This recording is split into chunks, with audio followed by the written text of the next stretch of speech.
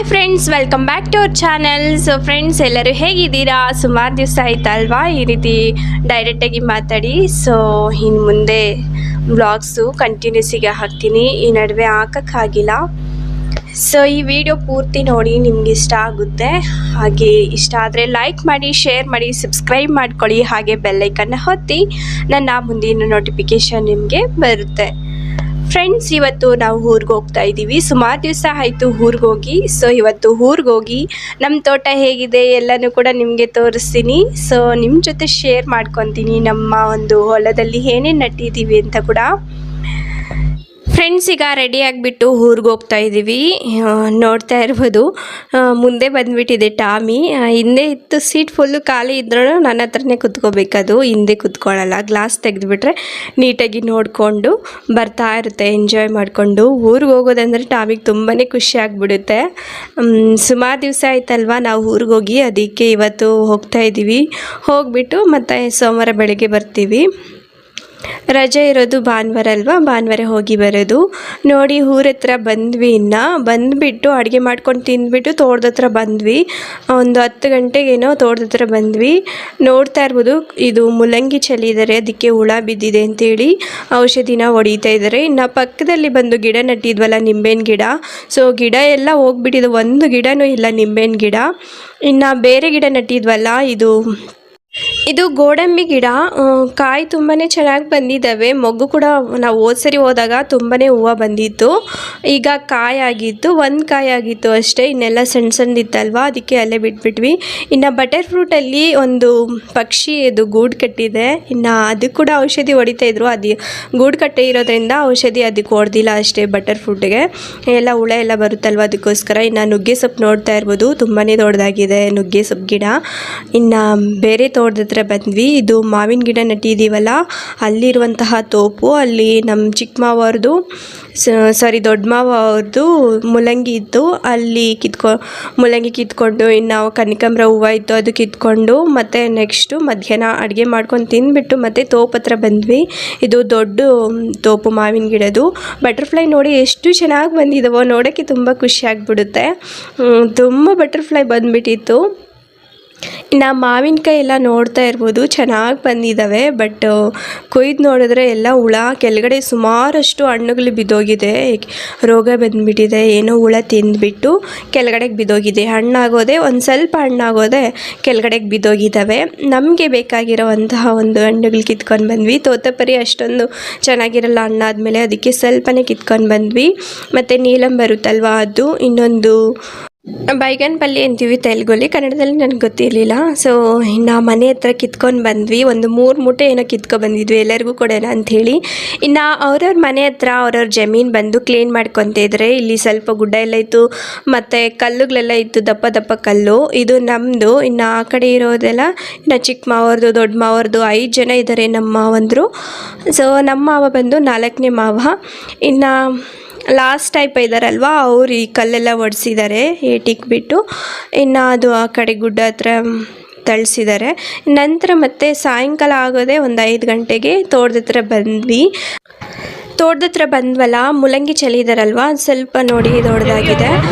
ಅದು ಬಂದು ಕಸ ಕೀಳಿದ್ವಿ. ಇನ್ನು ನೈಟ್ ಆಗೋಯ್ತು, ಮಲ್ಕೊಂಡ್ಬಿಟ್ಟು ಮತ್ತೆ ಮಾರ್ನಿಂಗ್ ಸೋಮವಾರ ಬೆಳಿಗ್ಗೆ ಇನ್ನು 5 ಗಂಟೆಗೇನೋ ಬಿಟ್ವಿ ಬೆಂಗಳೂರು ಬರೋಕ್ಕೆ. ಇನ್ನು ಕೆಲಸ ಇರುತ್ತಲ್ವ ಅವರಿಗೆ, ಎಷ್ಟು ಬೇಗ ಕಳೀತದೋ ಗೊತ್ತಾಗಲ್ಲ. ಇನ್ನು ನಂತರ ಸೋಮವಾರ ಬೆಳಿಗ್ಗೆ ಪೂಜೆ ಮಾಡಬೇಕಲ್ವ. ಮನೆಗೆ ಬಂದಾದಮೇಲೆ ನೋಡಿ, ಮನೆಯೆಲ್ಲ ನೀಟಾಗಿ ಕ್ಲೀನ್ ಮಾಡಿಬಿಟ್ಟು, ಅಂದರೆ ಗುಡಿಸ್ಬಿಟ್ಟು, ಮನೆ ಮುಂದೆ ನೀರು ಹಾಕಿ ಮನೆ ಒರೆಸ್ಬಿಟ್ಟು ಈ ಸೋಮವಾರ ಬೆಳಿಗ್ಗೆ ಪೂಜೆ ಮಾಡಬೇಕಲ್ವ. ಬೇಗನೆ ಬಂದುಬಿಟ್ವಿ 7 ಗಂಟೆಗಾಗೆ. ಇನ್ನು ನೋಡ್ತಾ ಇರ್ಬೋದು, ಒಂದು ಪುಟ್ಟ ರಂಗೋಲಿ ಹಾಕಿದ್ದೀನಿ. ಯಾಕಂದರೆ ನಮ್ಮ ಟಾಮಿ ರಂಗೋಲಿ ಇಡೋದೇ ಇಲ್ಲ, ಕಾಲಲ್ಲಿ ಒರೆಸ್ಬಿಡುತ್ತೆ. ಅದಕ್ಕೋಸ್ಕರ ನಾನು ರಂಗೋಲಿನೇ ಹಾಕಲ್ಲ. ರಂಗೋಲಿ ಕೂಡ ಮರ್ತೋಗ್ಬಿಡ್ತಾ ಇದ್ದೀನಿ.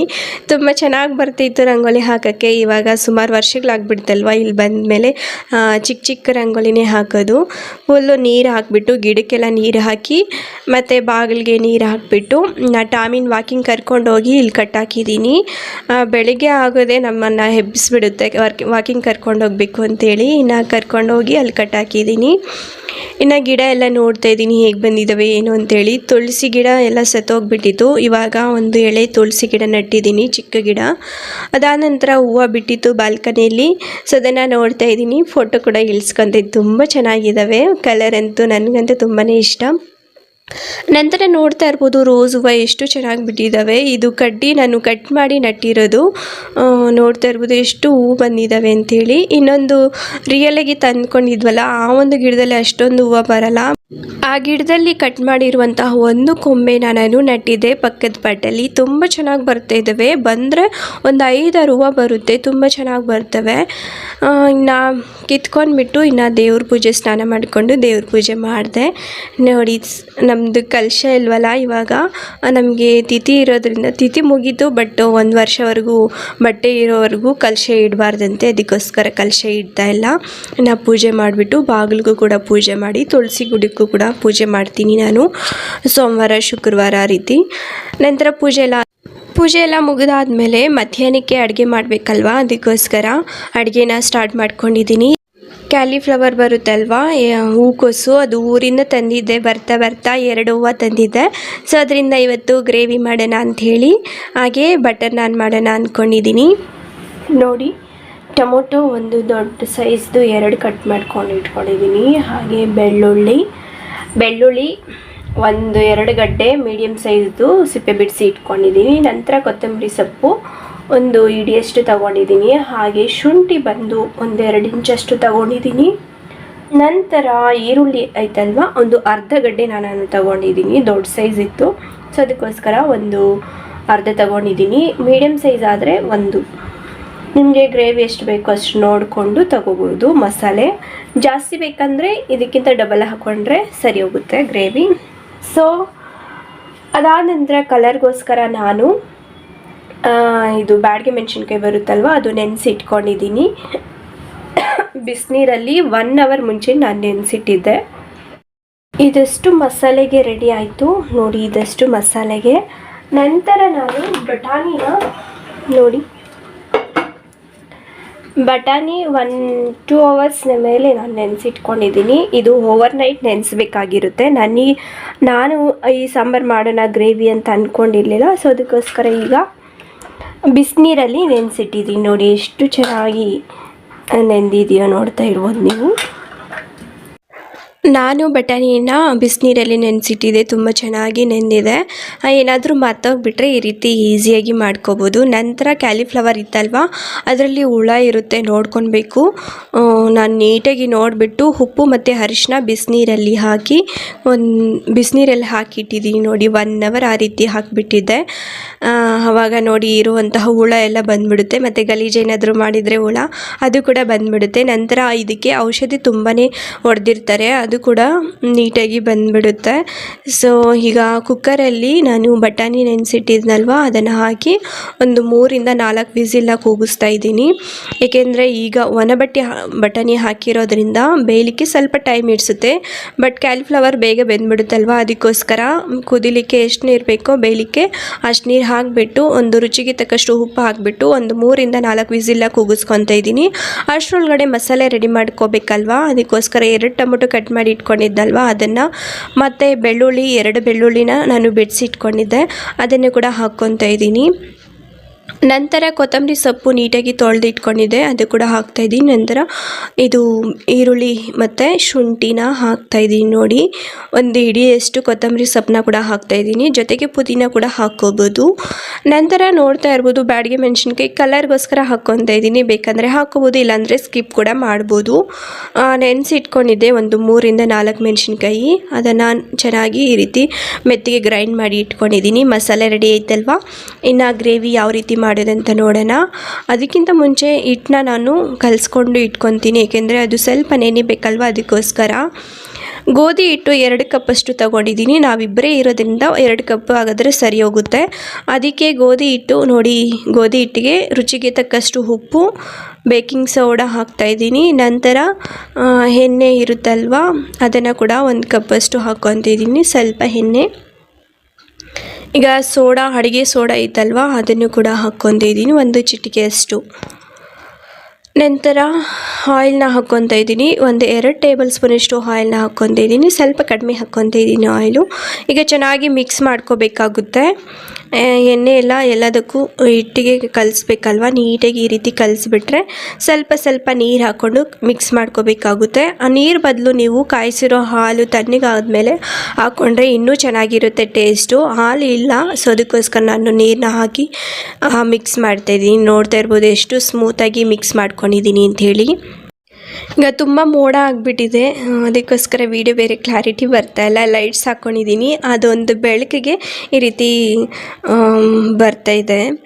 ಸೊ ಅದಾದ ನೋಡಿ ಹಿಟ್ಟು ಚೆನ್ನಾಗಿ ನಾದ್ಬಿಟ್ಟು ನೆನೆಸಿಕ್ಕೆ ಇಟ್ಟಿದ್ದೀನಿ. ಈಗ ಸ್ಟವ್ ಮೇಲೆ ಒಂದು ಕುಕ್ಕರ್ ಇಟ್ಕೊಂಡು ಸ್ಪೈಸಸ್ ಎಲ್ಲ ಹಾಕ್ಕೊಂಡಿದ್ದೀನಿ.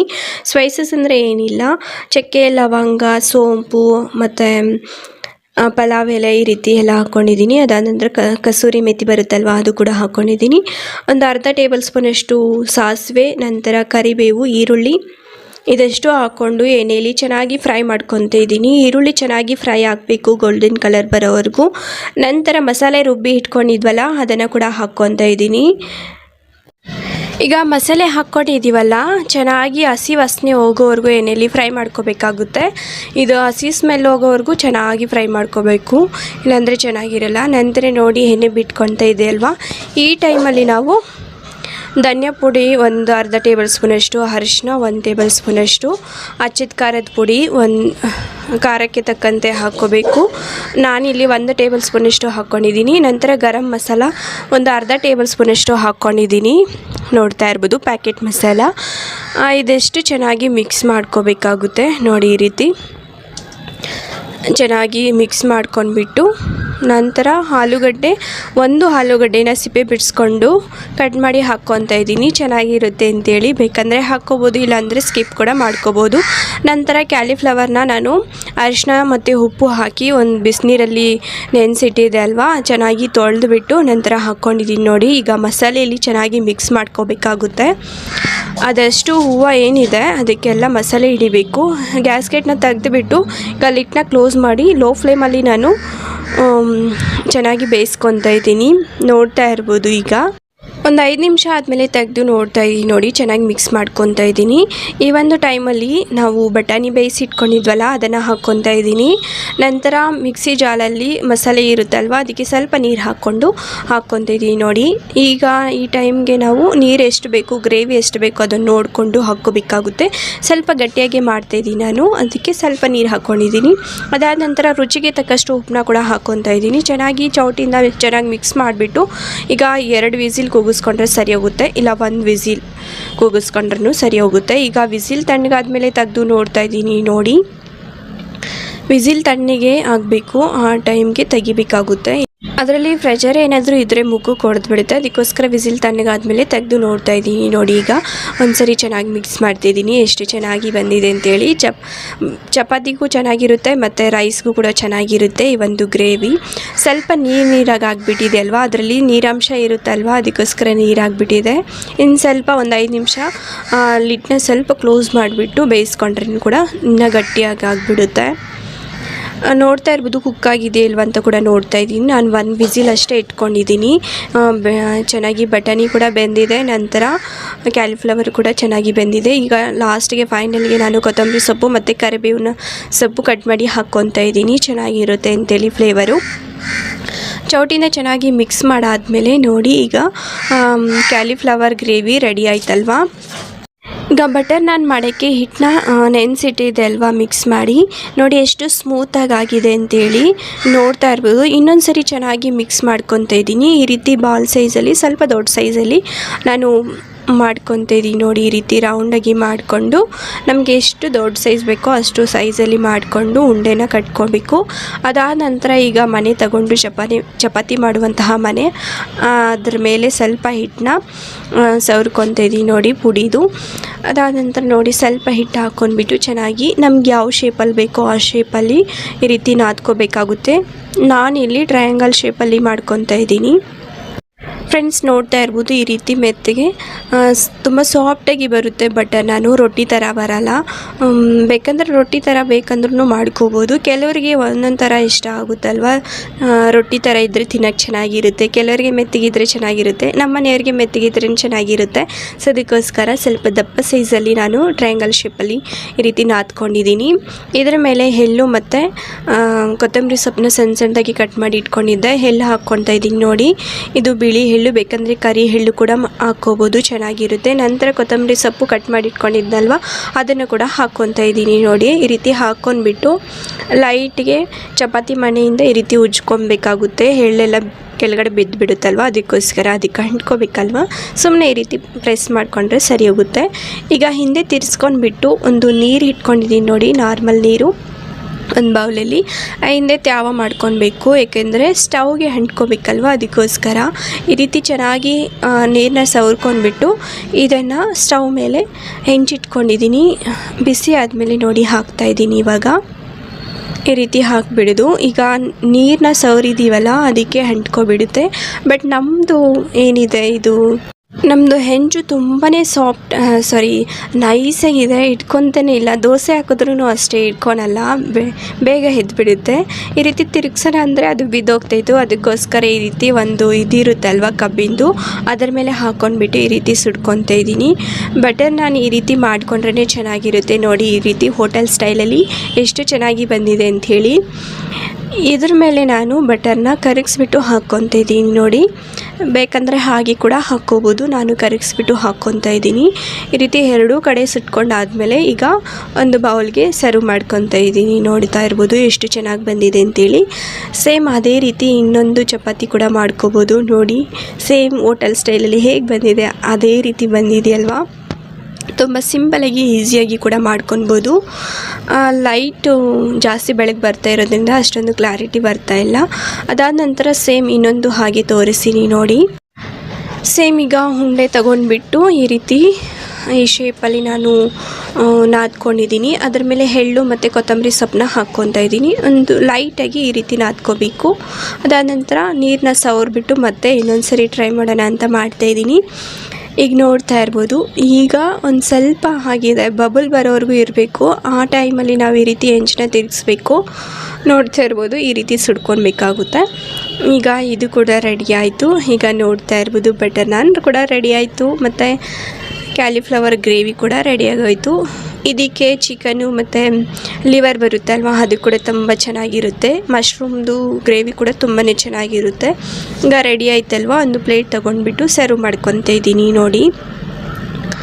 ಇದು ನನಗೆ 2 ಇದ್ದರೆ ಸರಿ ಹೋಗುತ್ತೆ ಬಟರ್ ನಾನು, ಸೊ 2 ಹಾಕ್ಕೊಂಡಿದ್ದೀನಿ.